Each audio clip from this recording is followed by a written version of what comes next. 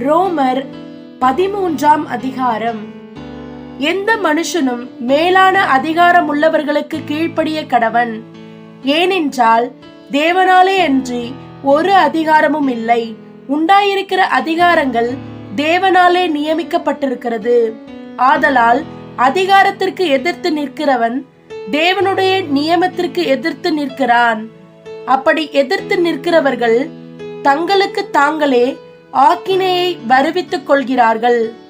மேலும் அதிகாரிகள் நற்கிரியைகளுக்கல்ல துர்க்கிரியைகளுக்கே பயங்கரமாயிருக்கிறார்கள்.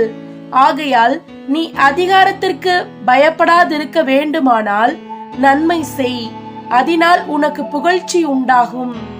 உனக்கு நன்மை உண்டாகும் பொருட்டு அவன் தேவ ஊழியக்காரனாயிருக்கிறான்.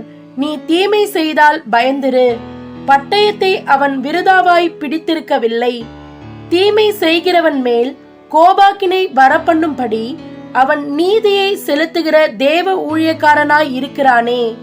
ஆகையால் நீங்கள் கோபாக்கினையின் நிமித்தம் மாத்திரமல்ல, மனசாட்சியின் நிமித்தமும் கீழ்ப்படிய வேண்டும்.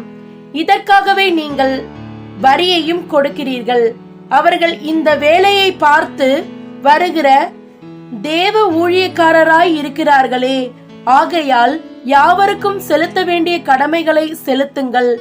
எவனுக்கு வரியை செலுத்த வேண்டியதோ அவனுக்கு வரியையும், எவனுக்கு தீர்வை செலுத்த வேண்டியதோ அவனுக்கு தீர்வையும் செலுத்துங்கள். எவனுக்கு பயப்பட வேண்டியதோ அவனுக்கு பயப்படுங்கள். எவனை கனம் பண்ண வேண்டியதோ அவனை கனம் பண்ணுங்கள். ஒருவரிடத்தில் ஒருவர் அன்பு கூறுகிற கடனே அல்லாமல் மற்றொன்றிலும் ஒருவனுக்கும் கடன்படாதிருங்கள். பிறனிடத்தில் அன்பு கூறுகிறவன் நியாயப்பிரமாணத்தை நிறைவேற்றுகிறான்.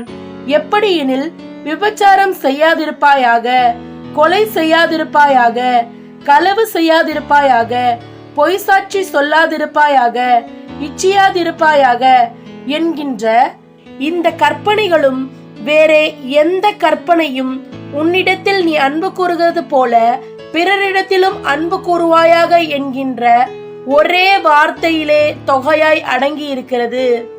அன்பானது பிறருக்கு பொல்லாங்கு செய்யாது. ஆதலால் அன்பு நியாயப்பிரமாணத்தின் நிறைவேறுதலாய் இருக்கிறது. நித்திரையை விட்டு எழுந்திருக்கத்தக்க வேலையாயிற்றென்று நாம் காலத்தை அறிந்தவர்களாய் இப்படி நடக்க வேண்டும். நாம் விசுவாசிகளான போது ரட்சிப்பு சமீபமாய் இருந்ததை பார்க்கிலும் இப்பொழுது அது நமக்கு அதிக சமீபமாய் இருக்கிறது. இரவு சென்று போயிற்று, பகல் சமீபமாயிற்று. ஆகையால் அந்தகாரத்தின் கிரியைகளை நாம் தள்ளிவிட்டு ஒளியின் ஆயுதங்களை தரித்து கொள்ள கடவோம். களியாட்டும் வெறியும் வேசித்தனமும் காம விகாரமும் வாக்குவாதமும் பொறாமையும் உள்ளவர்களாய் நடவாமல் பகலிலே நடக்கிறவர்கள் போல சீக்கிரமாய் நடக்க கடவோம். துர் இச்சைகளுக்கு இடமாக உடலை பேணாமல் இருந்து கர்த்தராகிய இயேசு கிறிஸ்துவை தரித்துக் கொள்ளுங்கள்.